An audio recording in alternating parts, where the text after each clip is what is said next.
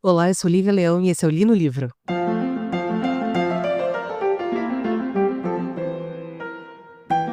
Gente, vocês me desculpem estar falando tão baixinho assim, é que tá muito cedo de manhã. Hoje é dia de CCXP, então eu vou ter que sair mais cedo, então eu tive que gravar muito cedo esse episódio. Então eu tô falando baixinho assim porque é a impressão que eu tenho é que o mundo está dormindo ao meu redor. E antes da gente ir pro episódio realmente, eu queria dar uns recadinhos sobre como é que vai ser o fim do ano do Li no Livro. Semana que vem é o nosso último Li no Livro tradicional, né? Que eu vou estar resenhando um livro que eu li, mas no caso é um audiobook, porque paralelamente eu tô lendo um livro de um ouvinte que ele me mandou e não vai dar tempo de eu terminar, por causa da porcaria lá do livro do Bernard Crowell, eu tava lendo o Rei do Inverno. Eu fiquei 3 semanas presa naquele livro, eu não terminei, eu abandonei o livro, porque eu falei assim, não tá dando. Nunca vi um livro com personagens tão sem carisma na minha vida. Aí eu larguei, e aí eu fui pra esse livro desse nosso ouvinte que tava comigo há um tempo. Eu tive a ter lido 3 semanas atrás, e aí no final não vai dar tempo de trazer pra vocês esse ano. Então, semana que vem vai ser um audiobook, ainda dessa safra de entre safra de episódios. E aí, na semana do dia 16, nós teremos 2 episódios. Um no dia 16 e outro no dia 19, que é quinta. Episódios especiais, tá bom? Então, na verdade, parte 1 na segunda, parte 2 na quinta. E aí a gente fica sem ter lido no livro pelas últimas 2 semanas de dezembro, dia 23 e dia 30. E aí, dia 6, eu volto com a programação normal, e aí a gente fica durante 50 semanas, porque eu tô planejando 50 episódios até o final do ano. Ano que vem, por enquanto, nós não teremos a última quinta do mês com episódio extra. Por enquanto. E eu tô estudando como eu vou fazer essas quintas-feiras. Por quê? Porque assim, essa quinta-feira, ela sempre foi uma quinta-feira meio perdida. Durante muito tempo foi quinta-feira onde eu fazia episódios especiais sobre quem foi o autor, né? A gente tem o C. Clarke, a gente tem o Jane Austen, assim, lá do Li no Livro do Primeiro Testamento. Aí depois foi a quinta-feira dos contos de terror, que também não vingou. Aí foi a quinta-feira... Aí esse ano a gente conseguiu fazer mais tradicionalmente a quinta-feira, última quinta-feira do mês, a quinta-feira do episódio extra. Só que esses são episódios, eu preciso, pra quinta-feira render, eu tenho que trazer um livrão. Um livro clássico, Pequeno Príncipe. Assim que a minha humanidade não é, como é o Sol é para Todos. Assim que a minha humanidade é um filme maravilhoso. Com Rock Hudson, James Dean e Elizabeth Taylor. E aí eu tenho que trazer umas coisas assim muito impactantes pra rodar na quinta-feira. E às vezes, quando a gente tá fazendo eu vou lendo, né? Eu deixei de ter planejamento, né? Porque tá foda. Então, às vezes, não casa, tem um mega livrão. E aí, quando eu coloco um livro que não é tão famoso assim, a quinta-feira não rende. O que eu fico muito triste, porque às vezes tem livros maravilhosos que vão para a última quinta-feira do mês que não rendem. Então eu decidi, por enquanto, que em 2025 não teremos a última quinta-feira do mês com episódio extra. Porém, eu também tenho a vontade de ler, ou no caso, reler algumas sagas. Basicamente 2 em específico, que é O Senhor dos Anéis, que era para eu ter relido já há uns 2 anos, e o Crônicas de Gelo e Fogo, né? Os 5 livros do George R. R. Martin, que são os 5 livros lançados, porque Deus está me falando, Deus me trouxe esse testemunho de que em breve sai o 6º. Então, por causa disso, eu estava pensando em talvez, trazer nessas últimas quintas-feiras do mês a resenha desses livros. Porque aí são releituras, então eu pego o audiobook, eu tenho um mês para ouvir, então, sei lá, um audiobook de 24 horas, eu consigo ouvir tranquilamente durante o mês, 1 hora por dia, não vai atrapalhar as minhas outras leituras, não vai atrapalhar meus outros audiobooks. Então, estava pensando em fazer isso. Eu vou deixar uma enquete para vocês me falarem o que vocês acham, tá bom? Então, é assim que vai acontecer neste final de ano, tá certo? Vamos ao episódio de hoje. O episódio de hoje é um conto de terror que era para ter acontecido semana passada, mas devido à onda de calor, passei muito mal, minha pressão estava muito, muito baixa e eu não consegui gravar. então eu estou trazendo hoje. O conto, no caso, chama-se A Pata do Macaco, do W. Jacobs, nascido em 1863, falecido em 1943. O nome dele, na verdade, é William Waymark Jacobs, nasceu em Londres, era filho do gerente de um cais em Londres, com sua esposa, né? Era uma galera de classe média, não tinha tanto dinheiro assim, porém, por ter esse cargo de gerência, eles tinham empregados numa casa e tal. O Jacobs vai perder a mãe bem novo, o pai vai se casar com a governanta da casa. Nossa, meio Capitão Von Trapp, né? E quando ele se casa com a governanta, ele tem mais 7 filhos com essa mulher. Ai, meu Deus. Enfim, por ser uma pessoa de classe média, ele consegue estudar numa escola particular e o primeiro emprego dele é num banco. Em 1885, quando ele estava com uns 22 anos, ele vai começar a escrever e publicar seus contos. Até que em 1899, ele sai do banco porque ele consegue viver da escrita. Inclusive, ele era uma pessoa muito cuidadosa com as publicações dele. Tem uma história de que uma vez ele negou 50 libras, o que é um dinheiro absurdo, absurdo, para porque ele não quis que aquela editora publicasse os seus contos. Em 1902, ele vai publicar uma coletânea que entre eles tem A Pata do Macaco, que é a sua obra mais famosa. Lembrando que em episódios de contos, como contos tradicionais como esse, eu vou contar até o final, tá bom? Vamos lá. Do que se trata o conto A Pata do Macaco, lançado em 1902. Vai contar a história de um casal, que é o casal White, que tem um filho.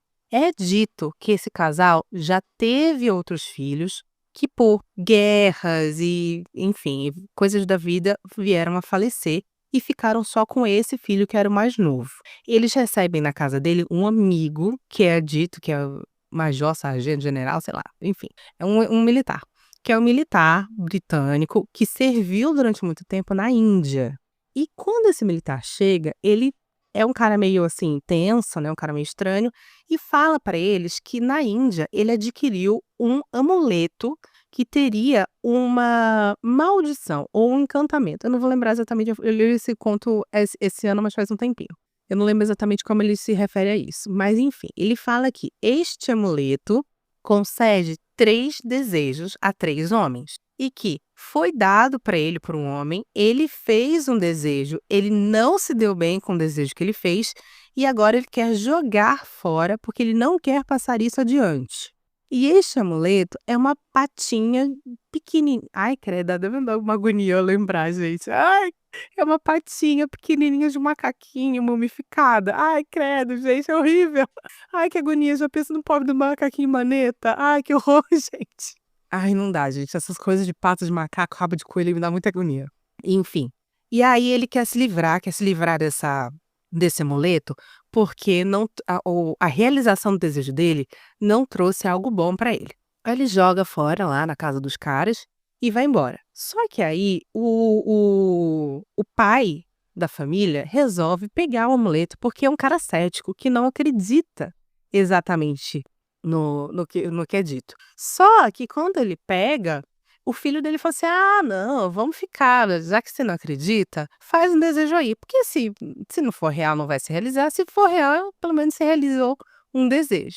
E aí eles desejam 200 libras. Essas 200 libras era o suficiente para pagar a hipoteca, a hipoteca da casa deles. Beleza. Eu acho que eu não vou fazer intervalo hoje não, tá, gente? Acho que eu vou até o final com esse conto. Porque ele é um conto meio curtinho. Enfim. No dia seguinte, outra coisa, quando ele faz esse desejo, a impressão que ele tem é que a pata do... Ai, dá muito dó pensar no macaquinho maneta, gente. Ai, que horror.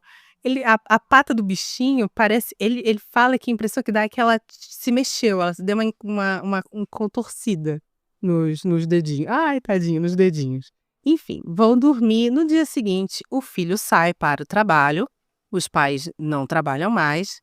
E aí eles estão lá na casa, quando chega, depois de um tempo, uma pessoa, um senhor, falando que o filho deles sofreu um acidente gravíssimo numa máquina que existia ali e, infelizmente, morreu. E a impressão que dá, né, é que eles não entram em detalhes, até porque é um conto em inglês, da virada do século, Então eles mantêm ali uma elegância na descrição, mas a impressão que dá é que o filho dele morreu totalmente dilacerado, assim, uma coisa horrorosa. Só que e a companhia fala assim: "Olha, a gente sabe que a culpa não foi nossa, foi má utilização, não sei o quê", mas para que não dê nenhum BO, a companhia estava dando uma indenização no valor de 200 libras.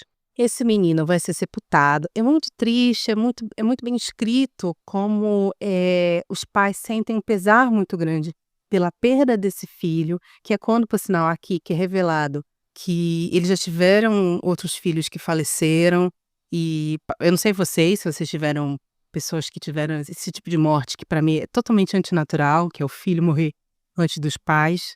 Eu tive na minha família e é uma coisa assim que realmente, olha, destroça a pessoa. A mãe, o pai, eles são totalmente destroçados por essa perda. Enfim, passa-se um tempo e a família não se recupera dessa perda, né. É uma perda muito profunda. Até que um belo dia, a esposa, no meio da madrugada, pega a pata do macaco e exige para o marido que ele faça o desejo de que o filho dele volte à vida. Quando fica muito claro para mim, quando o amigo, chega com a patinha do macaco e ai gente, me dá muita agonia pensar no macaquinho maneta. Toda vez eu penso nisso. Ai, que horror. A patinha do bichinho ali, que ele fala assim: "Ah, 3 desejos para 3 homens". É muito claro para mim, no decorrer da cena, que quem faz o terceiro desejo é o filho e não o pai. E meio que gera a morte dele mesmo. Então quando para mim não é um erro de lore, de história, que o pai possa agora fazer um desejo. Eu entendo assim. Se você leu já esse conto, me fala o que que você compreendeu disso. E a mãe quer porque quer, porque quer, porque o pai pegue a pata do macaco e deseje o retorno do seu filho. E ela fica insistindo muito, porque coitada, né, é a dor do luto, né, a dor da perda tá fazendo com que ela não pense direito. E o pai vai e faz esse pedido, não sei se no desespero ou não sei se ainda achando que os 200 libras desejadas, que foram as 200 libras recebidas depois da morte do filho, foram ou não apenas uma coincidência. Ele fez o pedido, praticamente em seguida, eles escutam batidas na porta, no meio da madrugada. E a mulher desce enlouquecida, falando assim: "É ele, é o nosso filho voltou". E o marido vai atrás. Só que quando eles chegam perto da porta, ele não deixa ela abrir a porta. Por quê?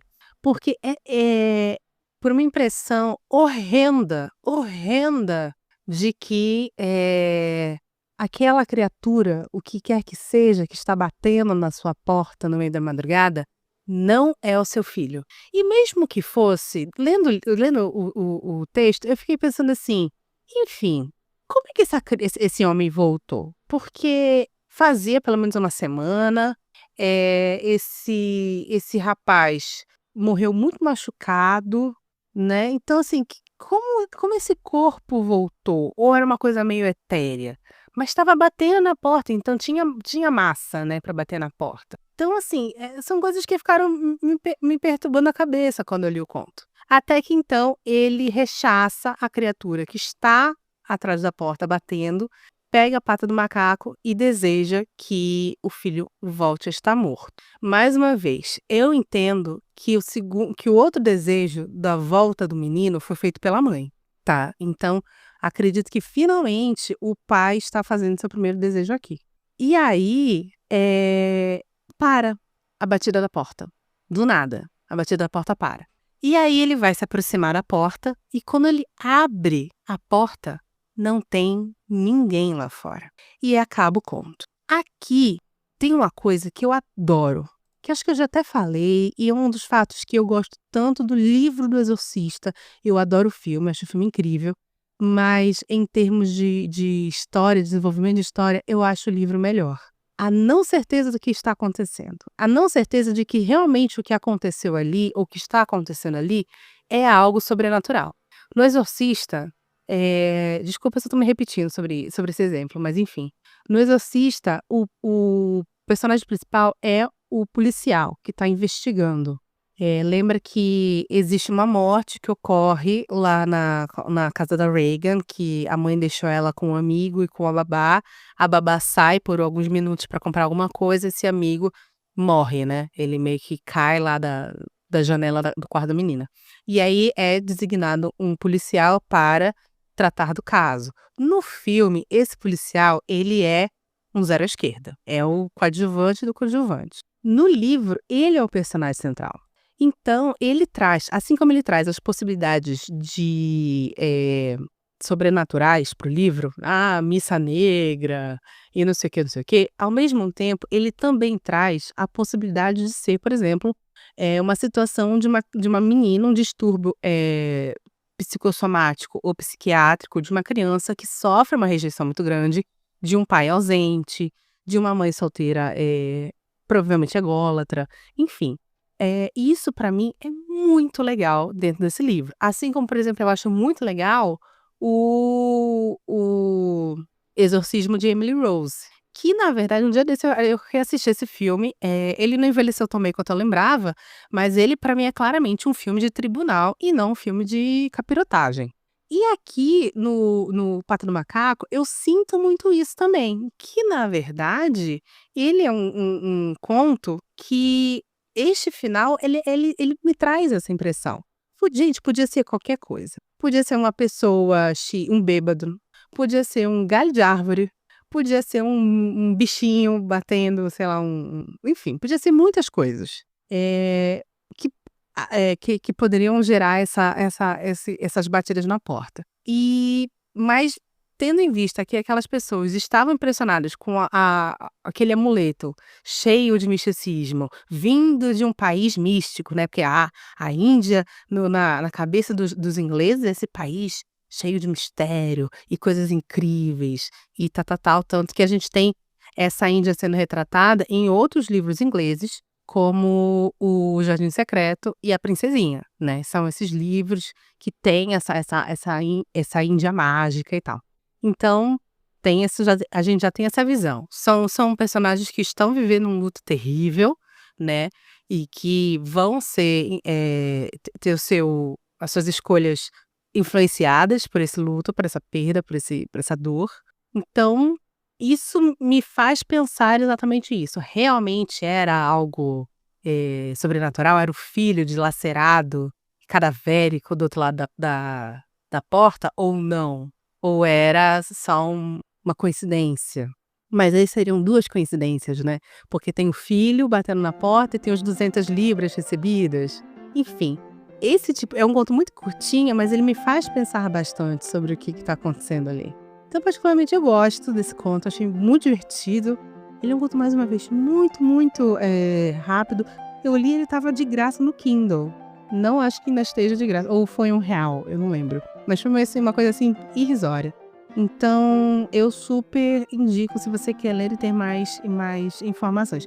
Mais uma vez, agora eu me fiquei na cabeça. Eu realmente entendi que eram 3 desejos, um para cada homem. Eu vou reler, porque agora eu fiquei em dúvida, mas pra mim, quando eu li o cara explicando como é que funcionava a pata do bichinho lá, era um desejo pra cada homem, mas agora eu tô em dúvida, falando em voz alta. Será que eu li direito? Acontece muito, por sinal. Enfim, espero que vocês tenham gostado desse episódio. Desculpa mais uma vez estar falando tão baixinho assim, mas é porque realmente está muito cedo. Se você gostou desse episódio, por favor, compartilhe com seus amigos. Nós estamos nos principais agregadores da internet, de podcast. A gente está, inclusive, por sinal, no YouTube Music, no Apple Music, no Amazon Music. Estamos em todos esses locais que toca podcast. Estamos no Audible também. Estamos aqui todas as segundas-feiras até dia 16, às 17 horas. E no dia 19, episódio final de temporada de 2024, às 17 horas também, tá certo? Não esquece de votar na enquete. E é isso. Meu nome é Lívia Leão e esse foi o Li no Livro.